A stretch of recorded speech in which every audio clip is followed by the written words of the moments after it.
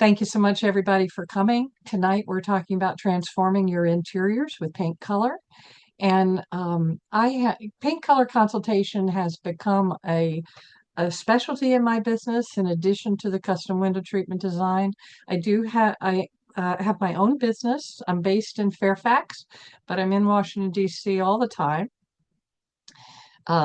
Because I'm coming from Fairfax, my first appointment in the district would not start until 11 o'clock, and I do appointments Monday through Saturday. Um, and Tonight, I have a lot of slides to get through, so I'm going to go through at a pretty quick pace. You'll be able to get back to the recording and review things, but I just have so much I'd like to cover. I do want to say you're safe here. Nobody's going to talk you into things you don't like. Nobody's going to be arm twisting. The bedrock of my business is that it's your home and it needs to be right for you. And transformation for your home, nobody starts out wanting to buy paint. They want some change.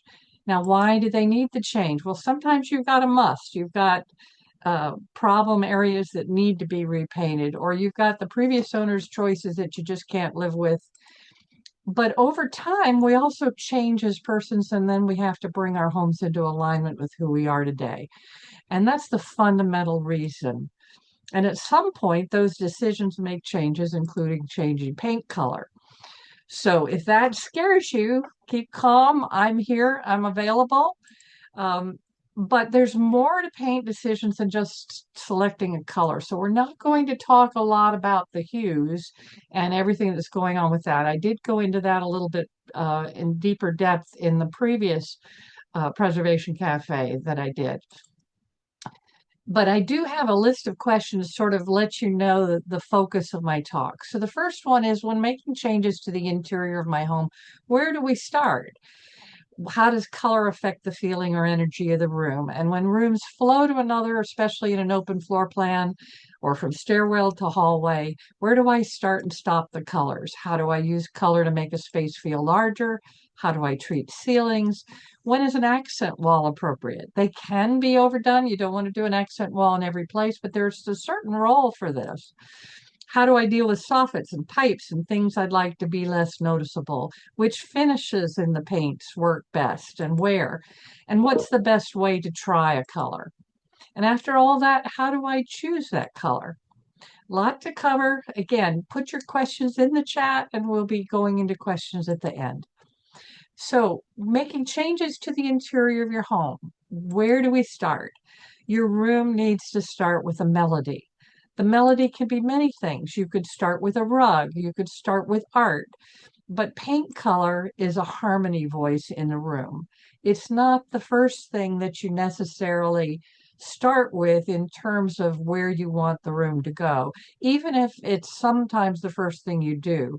Often it's the last thing you select, but the first thing you do. Inspiration for your paint colors can come from many sources. So you can see in this room, there's a very modern rug with gray and cream and black, and that led us to the grays. We did do a slightly different color up here. It wasn't quite as blue as it's showing in the picture, but another room, this was on Capitol Hill, started with a photograph. A framed photograph the clients loved, and that was the inspiration for the colors. Actually, Linda, I'm not sure I'm not seeing your slides. Oh, all right. Then I forgot to share it. I'm All glad I right, said something. let me back up. Um, we did practice this, We did. and I am sorry. All Here, right. while you're start sharing that, I'm gonna put the exterior pink color presentation back in the chat. I think it disappeared. There it is, for All anybody who wants right. to grab that and save the link to it. Here we go. There. Now you're seeing it? Now we see your Zoom screen. Okay. And I need to back up. There. We are all in accord. All right. So you've been listening to me. let's just zip back to where we are. We went through the questions. We're now at the melody for a room and paint color being a harmony voice. There's a melody. A melody could be a rug, it could be a work of art, it could be a lot of things.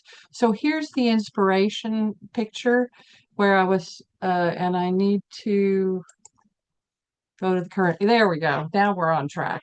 Well, I apologize for that hiccup. Here we go. So this is a home on Capitol Hill.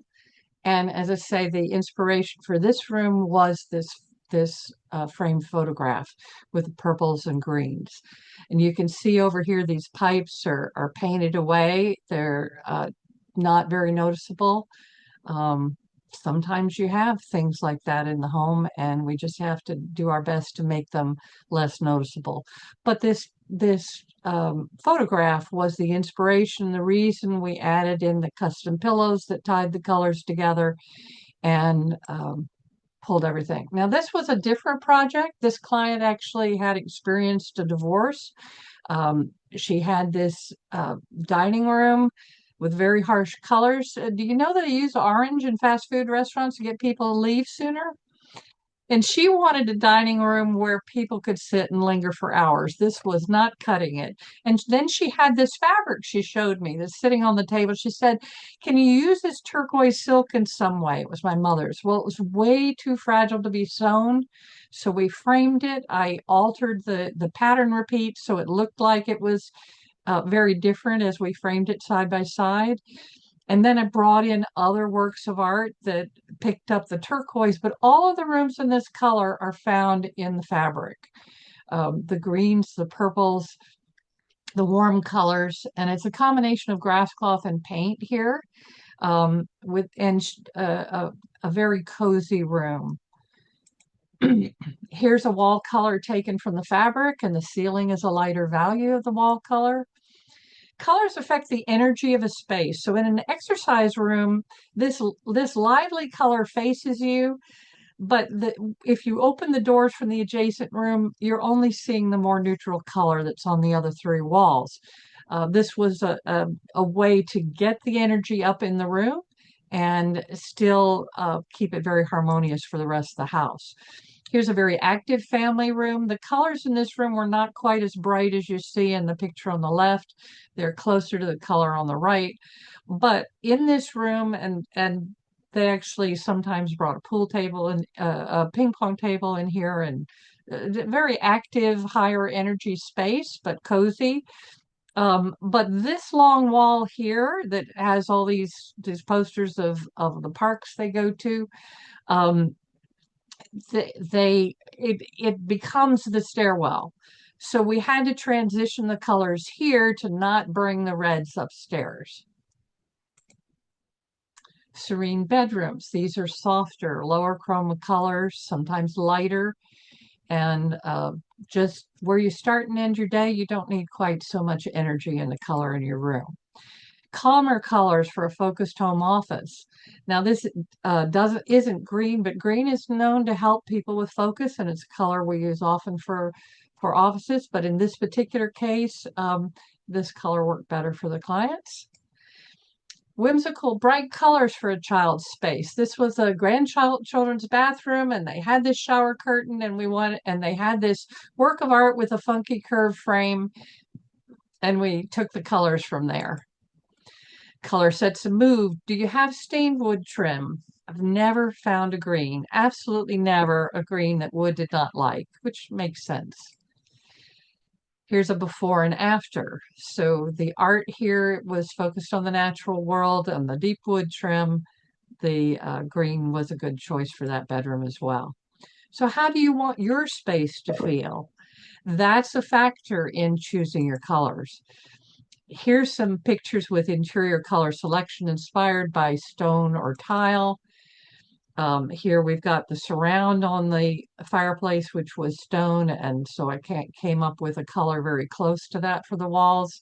This is an accent wall, but we have this very striking fireplace and needed colors where it really set the fireplace off. In this house, the floor tile had grays and browns, but there were plenty of browns in the wood furniture and the art. So we brought out more of the grays for the walls. So many times, even in a house on Capitol Hill, things have been opened up in some ways, or you have these transitions from stairwells to hallways. So if they create questions of where do I start and stop the colors? The key thing is at every corner there's light and shadow play. Now, if you look at this picture on the left, this sort of blue-green of the room on the left and the picture on the room on the right, the room on the right is actually a deeper color. But here at the corner, because of light and shadow play, this part, which is actually the color of this room, is appearing to be lighter. And that's one reason why transitions at the corner are really helpful. In this particular home, we have the browner colors in the stairwell that work with the rugs, but the colors leading into the kitchen and the stone and counters and things there led us to go to a slightly more grade tone. The purple door is only on the inside for the basement for the fun of it. When this door is closed, it's a white door. Here's a situation where a deeper, tawnier russet is meeting sort of a coppery color. Um, and so in any color consultation, making clear to your painting contractors which color goes where. And one of the things that I do is renderings with the names of the colors on the different parts when you have something complicated like this, so that you don't have to tell the painter what color goes where. I can make sure it gets in the right place. Now here is an open floor plan, an apartment that has living room here and the dining room over there, and the color in the living room is a deeper value, a step deeper than the color in the dining room. It's not just a lighting difference. And this color actually stops at this edge here and this edge here, and the lighter color sweeps around the space at the end, creating a little more separation so the dining room feels more like a room of its own, even though it's open to the other space. So how did we use color to make a space feel larger? And to do this, I want to particularly talk about color value, not in a moral, ethical, or financial sense, but where does the color stand between white and black? You get lighter and deeper in value, as opposed to hue is all the different colors. Chroma has to do with how much gray is or isn't in the color, and I talk about that more in the other webinar. So value in color is a measure of contrast. How light or deep is that color? Light or deep, not dark, because dark is always bad, but I don't know where your dark is. I have a client from Scandinavia. She hits dark down here in the middle. She grew up in a country with no light 6 months of the year. I have some millennials for whom this outer ring does not feel dark. So those are some of the things I have to find out when we're meeting. Now here we have two identical khaki squares. One's on black and one's on white cardstock. And even though it looks tan here and not very white, promise you in person it is white. But can you see that the upper one looks lighter than the lower one, even though they're the exact same chip that I glued on both pieces? So the black makes this appear lighter and the white makes this appear deeper. And here it appears that the lighter one is closer to us than the black that's around it. And down here, it looks like maybe this is a tunnel we can go through with this white wall that's closer to us. That's because dark colors recede like the night sky. When we go out at night, we know the sky's not coming down on us. It goes away from us. This is a basic understanding. Light colors come toward you, deep colors recede. So even though the angle of this photograph doesn't show it, this room was more like a bowling alley, very narrow and long. And the reason for the white color at the end is to make it feel more square, because that white color comes toward you and the side walls recede because they're a little deeper. And so it made the room feel less narrow. Now you can watch moving water for hours and not tire of that. How does that affect our color selections? Well, all the different values of the watercolor are mesmerizing. And in the same way, when you vary those values as you're going from the hallway spaces to the destination spaces, or from one space to an adjacent space, it sets up pleasurable rhythmic changes. So here you can see there are three different colors in these sort of coral family. And that is on purpose. These are definitely three different colors. And it was to set up a situation where the colors were harmonious, but you didn't get tired of them. The family didn't tire of them because it felt good to go from one space to another. Now, crown molding is one of the things I wanted to talk about, because if you're looking to get more height in your room, crown molding is supposed to draw the eye up, but it needs contrast to do so. Because the only difference between this crown molding and the ceiling is the sheen, your eye is drawn more to the bottom of the crown molding in this photograph. When the crown and the ceiling are the same color, it lowers the ceiling. And crown molding with contrast draws your eye to the top of the crown, even if the contrast is subtle. So ceilings don't have to be dark. They just need a value difference from the color of the crown molding, lighter or deeper. No crown, your ceilings then can match the baseboards, the other window frames, door frames. Very easy to do all the same. This was a project that was in process, so the vent covers here that are being painted for the surfaces they're missing at the moment in this photo. But we had picked the ceiling color to go with the trim. Now, deeper colors in the back of a bookcase add spatial depth. In this particular situation, it's a more modern design in the way it's all set up. But if we had taken this deep color, which allowed some of these wood pieces to really be set off, it would have been too deep and this stone would not have stood out enough. So we did the lighter color around the fireplace. There's plenty of deep things to balance the deep colors that are on the other sides. Here's a more traditional office, and you have the deep color in the back of the built-in bookcases. Without it, you would have had one big white wall and then this color wrapping around three walls.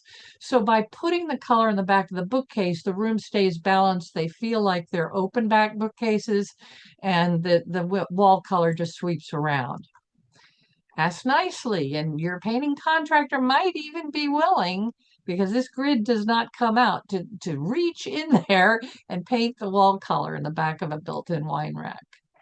Now, ceilings are your fifth wall, and this is a whimsical approach because of the art that we took to painting the colors in this bathroom. The ceiling in this room was muted because the clients loved this dramatic window and they wanted it to be a star. So rather than have a big white ceiling diminishing the window, we wanted the white of the window to be what you noticed first. And then we tied in the colors of the ceiling with the panel track on the window.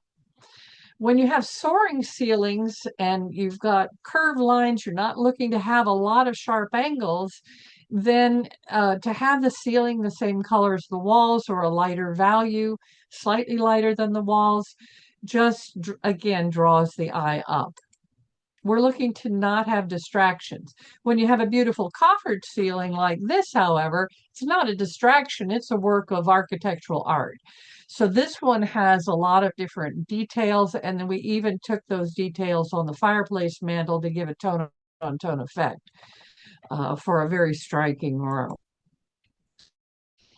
And some wallpaper by using an accent color ceiling. These are both wallpapers in bathrooms, and the colored ceiling just is fun, tells you what color to look at in the paper. Wall covering also can be very effective on a ceiling. This is linen crust wall covering. This is actually in a room at Anderson House. Won an award for the Pennsylvania room, which is a guest bedroom upstairs. And the linen crust makes it look like it's a painted plaster or tin ceiling. but it is something that can be applied to the ceiling. Define your entry with contrast. So some of the homes have a separate vestibule, but if you don't, in this case, we didn't have much room to do anything around just the door.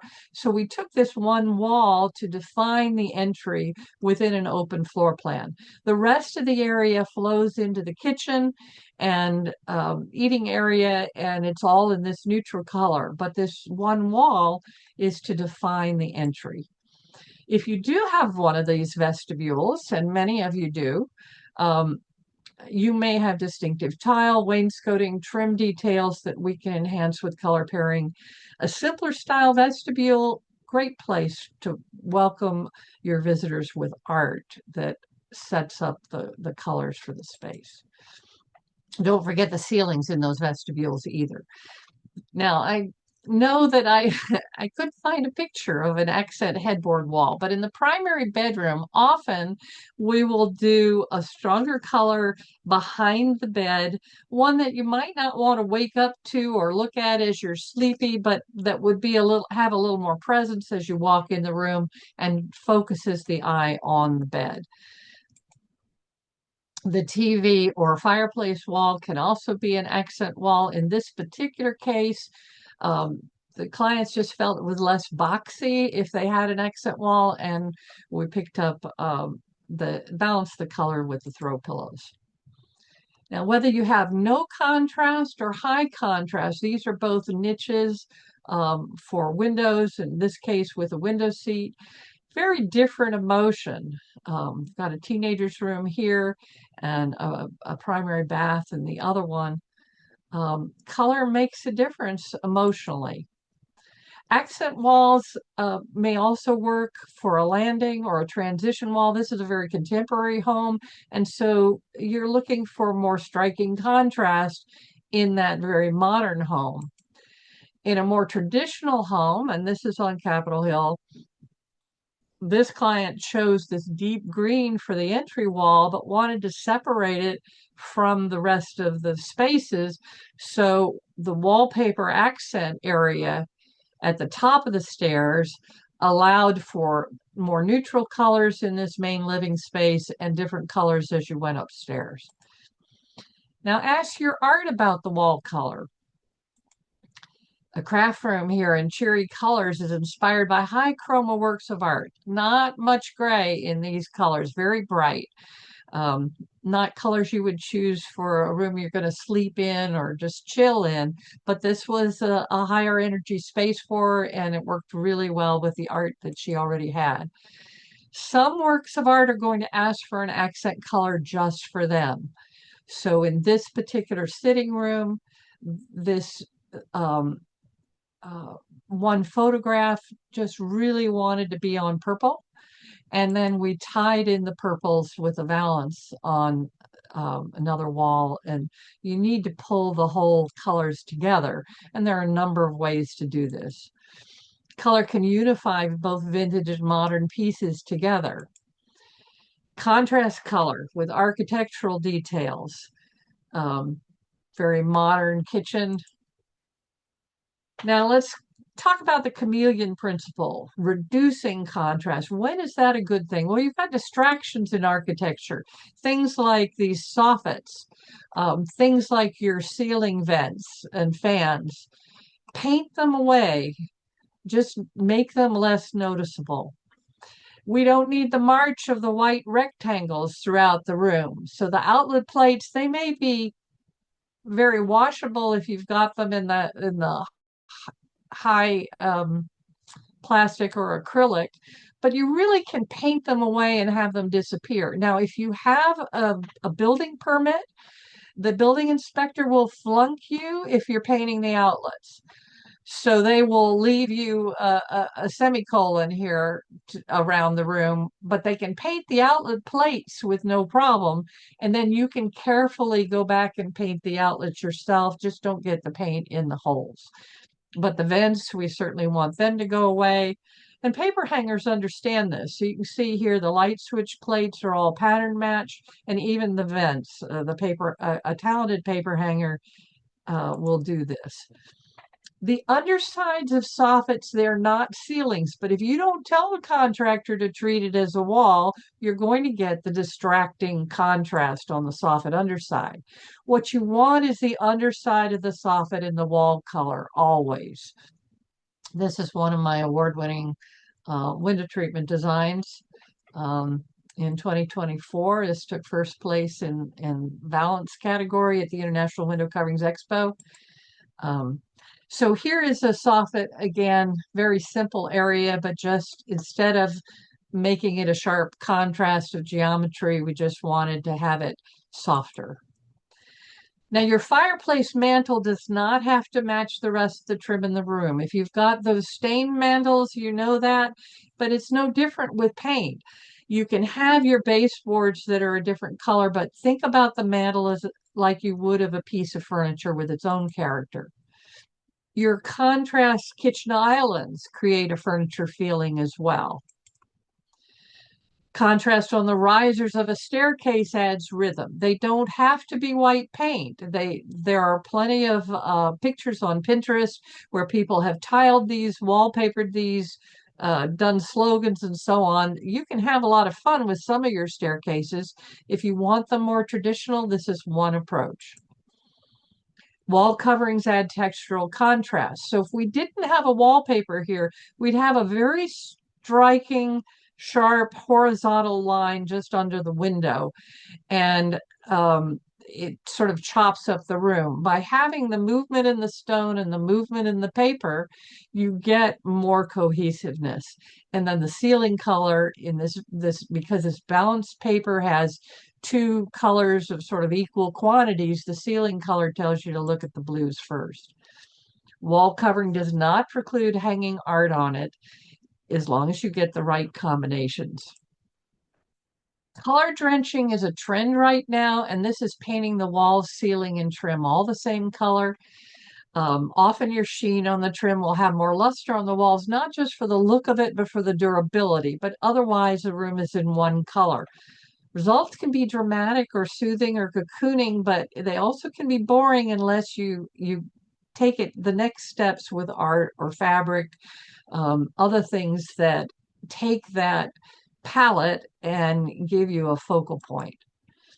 Here's a before and after. The ceiling and the walls are the same, but not the trim. Here's a monochromatic color scheme. So we did very simple window treatments with the wall color. Now, wall treatments, this is not a place for contrast paint. You would not want that super busy. It's just all tone on tone. This is actually a before photo in a project because a client was about to have the risers painted, but it showed off this striking wall. I don't get any credit for that wall treatment. I'm happy to work with a client who might want it, but this was just something I thought was an idea worth sharing. When you have a long staircase like that, it adds a lot of presence. Interior colors for resale. There are situations where you're getting ready to sell the house. Often they want light and airy, and in this case, a color was chosen to enhance the existing stone fireplace color. So your resale colors don't just come from nowhere. We look at what's in the home that we need to enhance. In this particular case, you see they did the crown and the ceiling the same. That would not have been my first choice, but sometimes for budgetary reasons, they don't want to change the color. In this bedroom, in the same home, we selected a wall color because of the gray tone in the room darkening shades. Wanted them to not look like a problem and instead to look very cohesive in the room. And then the stagers worked with that color palette. Here's the light and inviting basement as opposed to the way it was before it was painted. The ceiling was made much fresher. It had been sort of a manila color before, and now it's clean and bright. Bathrooms need special paint choices. So you find that steam and waterborne paints do not mix well. For both the walls and the ceilings in a bathroom, we're not talking powder rooms, I'm talking bathrooms with showers, tubs, so on, and occasionally a laundry room if you're using hot water all the time. If you're using Benjamin Moore paint, use the Aura Bath and Spa paint, which only comes in the matte finish, which is a washable flat. That allows your counter and your faucets and things to be the jewelry of the room, the sparkle of the room, and the walls are very quiet. If you're using Sherwin-Williams, you must use Duration and Eggshell to keep the moisture out of the paint. If you don't use these special paints, what you get is surfactants in the paint pulled to the surface. It looks like someone threw milk on the wall, it dribbled down and dried, and it comes back. And once you have that reaction, you actually have to sand the wall down. You can't put the bath paint over it. You have to sand the wall down and start over. I learned this the hard way when these waterborne paints first came out. And I'd like you all not to have to go through that. Other finish decisions. For trim, your choices are high gloss, but only if you have new trim, because the higher the sheen, the more it points out the imperfections. You don't want something that's been battered and mended and so on in a high gloss finish. Semi-gloss is a very hard wearing finish, or you can use satin if you're in Benjamin Moore. Satin is equivalent to eggshell in Sherwin-Williams. And you have to check with the brand of paint what are the finish names and what do they mean. In Benjamin Moore, satin is more of a sort of a furniture finish, a softer sheen, but it's still very hard and suitable for trim. Matte versus eggshell for your walls. Matte is a washable flat and it's more touch-upable.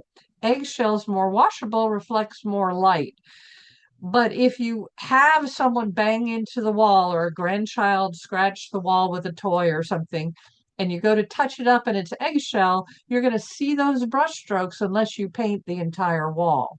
So matte, I've had clients rave to me, here's a basement down to our family room, and the kids are always there, and things get banged into it, the laundry's going up and down. And they said, we love the matte because we can touch it up and make it look great no matter what happens to it. Flat is only for ceilings. When you're doing kitchen cabinetry or the vanities in your bathrooms, if you're painting them, Benjamin Moore's advanced paint is what they call an alkyd paint. Alcohol is in the paint, and while it's in the paint, you can clean up the spills and drips and wash your brushes with soap and water. But once the alcohol evaporates out, if you haven't washed those brushes, you have to throw them away. It's as hard as an oil-based paint. It's highly recommended for cabinetry in the satin finish. It is available in semi-gloss, but I recommend it in the satin. It looks so much better on the cabinets and vanities. Now, how do I sample the paint color effectively? Not like this. This is doing it under yourself. You're causing all sorts of problems. In my Color 101 webinar that I give sometimes, I show more about how color affects color. When you paint the colors on top of colors that are going away and next to other colors, you're making it more difficult to discern what the color will look like, which color is best. Colors are point out their similarities from a distance. They point out their differences next to each other. So when you put a color on top of another color, those two colors are saying, I'm different from you in this way. And they're not going to look the same as they will when that other color goes away. The most effective way to sample paint is to create sample boards using foam core board. It reflects light the way drywall and plaster do. Poster board soaks up some of the paint, can change the color. And then you take that sample board, paint all the way off the edges so no whiteboard is showing, paint 2 coats. Keep the sample 12 to 18 inches away from any colors that's going away so you can put it on a sofa to see what it's going to look like behind the sofa. You can set it up in the middle of a painting. You can put it on the glass if your trim color is staying the same to keep it away from the wall color. Or have someone hold it for you. Do put the colors that you're considering next to things like tile and countertops and flooring and upholstery that's staying. Now, all color is affected by light. Without light, we have no color. And if you select colors at night, I guarantee you, you're not going to be happy with them in the morning. You have to select them during the day. Yes, you can look at them at the night, make sure they don't change funny colors.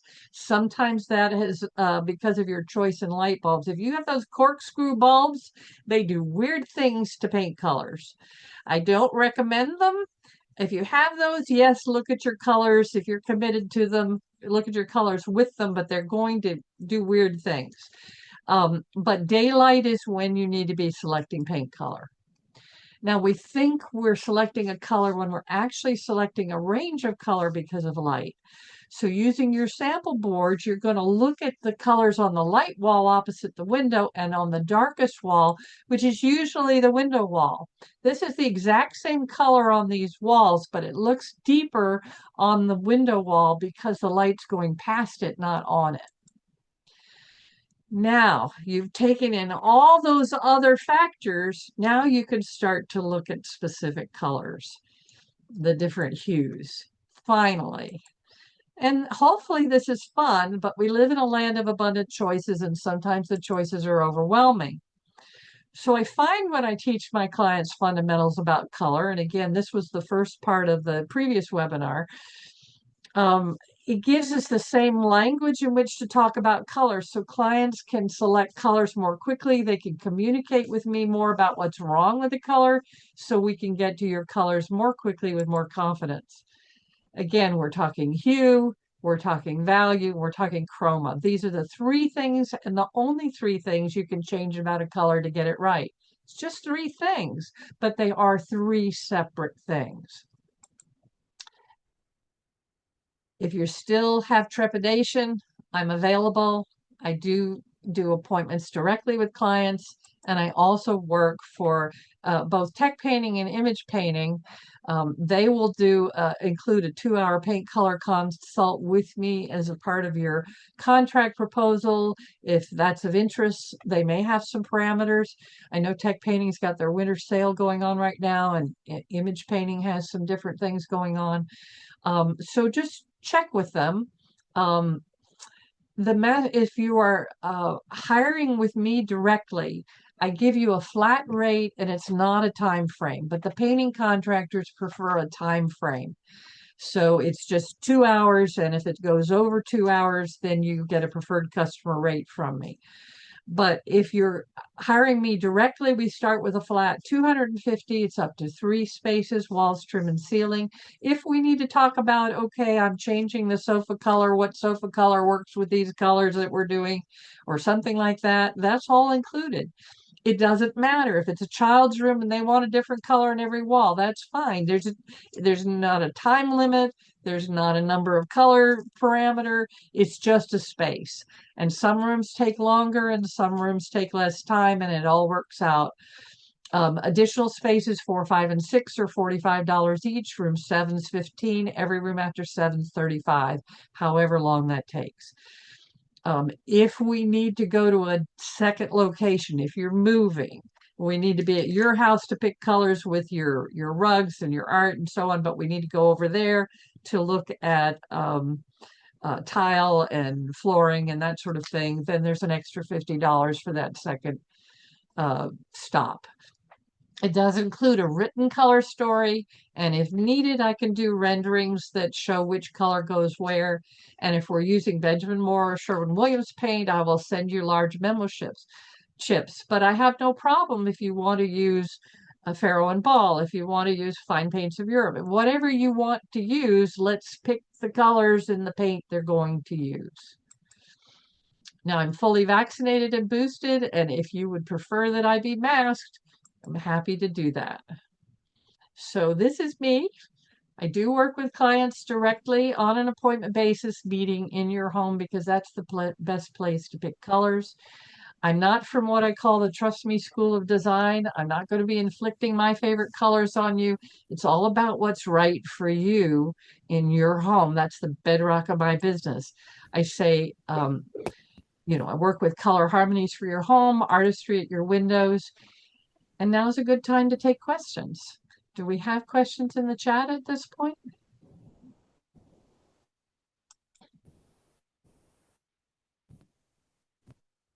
Libby, do you see questions? Um, we wait to see if anyone Can you hear me? Your sound is coming through like it's starts off underwater. with questions. I can get us. Not yet. Yeah, suddenly, very suddenly, I have an unstable connection. Well, I can hear you. Okay. Um, while we wait to see if anybody has questions, um, Linda, let me ask you about something unique to our houses that's a big factor in choosing color, and that is direction, light, and the direction on the compass that we face, because we only get light from east and west or north and south. Um, so, what kinds of Mhm. considerations come in when you have to pick a color in those situations? Well, actually, not everyone faces true north or true west or true, in one direction. You also get the south southwest or north northeast. To the north, it tends to be a bluer light, a cooler light. You also have a different intensity of light. You've also got different temperatures. So there's also more light control needed, more fading that can go on the south exposure. Um, you can have on exterior, you can have some durability issues if the snow's not melting, and other things like that. But on interiors, it has to do with more what time of day are you going to be in this room, and can we pick colors at that time of day? Um, and just to be aware, if it's a room in shadow at certain times of the day, and it's going to be brighter another time of the day, when I send you the larger memo chips, you have a chance to look at it throughout the day and see it before you commit to it. You have a chance to look at that and make sure that it works for you. And I do say, if we pick your colors and you get the samples and then something's not working for you after you see the bigger one, or even if it's painted and there's something unexpected that happened, I can come out at one time at no charge to tweak one color. I had it happen to myself one time. My mother was a photographer, and she had this wonderful photograph of the cherry blossoms in bloom. And when I first moved into my house here in Fairfax, I said, I want this one room to be in that soft cherry blossom pink that's in her photograph. I just thought that would be wonderful. And I went to Benjamin Moore to get the color that I picked. And as they handed me the can, now these were in the oil-based paint, so this doesn't exist, but the idea, it still can happen. They slapped a label on it saying highly reflective paint. And I thought, what does that mean? I came home, I painted the room, and what happened is in the corner where it bounced on itself, it went to Pepto Bismol. It was cherry blossom pink in the middle of the wall. It was Pepto Bismol in the corners. It was awful. So I went back and picked a very similar color that was less reflective and got exactly what I was looking for. And I would say if there's one mistake people tend to make, it's going too high chroma, too bright. They're not wanting it dark and dreary, but finding where do I get it where I'm going to be happy living with it and it's not electric and cold water in my face. People tend to err on the high chroma side and go a little too bright. Hmm. So I'm there as a safety net to help them make sure we don't get too bright. Now, there are a few people who are very sensitive to gray in color, and they need a little bit higher chroma colors just for the way the colors hit them emotionally. But I can work with that. But I am here as a safety net, not an arm twister. So we've got a question in the chat about Linda, when you said earlier in the presentation about the lady who was getting divorced and changing her dining room, and you mentioned that fast food restaurants use orange to make customers leave faster. And the questioner asked if you recommend any resources books or videos or etc. on to learn more about the psychology of color? Things like orange makes you want to leave. Um, I know there are books out there. I'm not reading them these days, so um, I can see what I can find out and get back to you all on that, but I don't have a ready answer for you. These are just some of the things that I've learned over time and happy to share with them. Now, that doesn't mean that there aren't people today who love orange, because there are. Matter of fact, more often than not, if we have a very modern house, they're picking an orange front door to make that statement. And it doesn't have to be in the front door. I've got a niece who loves orange. There are some people who had their wedding with both oranges and pinks, and so they have a warm feeling toward oranges. And there are oranges that work very well, and there are harsher oranges. You find the harsher ones at the fast food restaurants. That doesn't mean there aren't lovely oranges that we can work with, as you saw in that one room where one photo where it was three different spaces all in sort of corals. um, we can certainly find colors that work for you. And orange and navy blue in Amari porcelain, they're a very striking combination. So if you love blue, you pop it with touches of orange, and it really fires up the blue. Do we Does have? anybody else have questions for the chat? I know I have questions that could keep you here all evening, Linda. I just love color. Well, I've got time and certainly happy but if you think of something later and you want to email me, I'm not going to be able in an email to give you long answers about what color to pick when you haven't hired me. But I will say that I don't mind a quick question, or even to say, who do I talk to, or um, something might pop up that you need clarification on in my webinar. I'm happy to have you email me if you'd like to. And email is great. I mean, I know a lot of people do texting, and I just happen to have a phone that sometimes won't let me reply to some texts. I cannot reply to any of the spam emails and say stop. My phone won't let me. And so my concern is, if you text me and I'm not able to get back to you, how do I get back to you? So email allows me to be sure I can get back to you. Mhm. Then if it works out, we can text in the future. That's great. But this is why I'm encouraging people, if you want to reach out, do it by email. I do check my email several times a day, almost every day. Okay. I think that's it for questions. Well, thank We you so really much, appreciate. CHRS. I look forward to seeing you all at the Home Expo this year. Last year there was a mix-up, and I was unable to register to exhibit, but I expect to be there this year, and I look forward to being back on Capitol Hill many times, helping people with paint color. It is one of the joys in what I do. Thanks, Linda. Thanks everybody for being here. We'll have this by the end of the week. We should have this on our YouTube channel and have a hyperlink to it in the story on our website about the presentation.